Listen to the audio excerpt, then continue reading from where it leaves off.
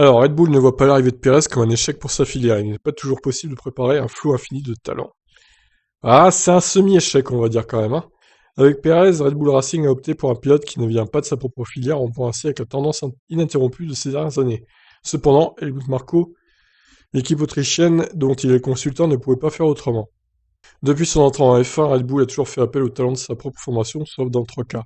Dan Boss, Coulthard et Weber, Max Verstappen étant passé par Toro Rosso avant, étaient les seuls pilotes à avoir couru pour Red Bull Racing sans être passés par la filière des jeunes pilotes de Red Bull. Perez est maintenant le quatrième de cette courte liste. Si un jeune pilote arrive et est vraiment bien selon nous, il peut être promu à nouveau en 2022. Pour la première fois depuis des années, nous amenons un talent japonais, Yuki Tsunoda en Formule 1. Et il est également super rapide. De plus, nous avons Yuri Vips, Yehan Daruvala et Liam Lawson qui, si la saison de Formule 2 est bonne, pourraient faire le pas vers la F1, explique Marco. L'Autrichien ne voit donc pas comme un échec le fait de vous faire appel à Perez, probablement pour un temps assez limité, un an. Ouais, il serait un peu bouche-trou hein, dans tous les cas, Perez. Non, ce n'est pas un échec, il n'est pas toujours possible de préparer un flot infini de talent pour la F1.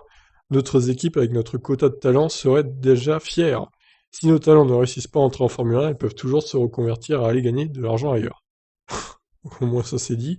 L'arrivée de Perez signifie maintenant que Red Bull n'aura pas d'excuses pour devenir terrain.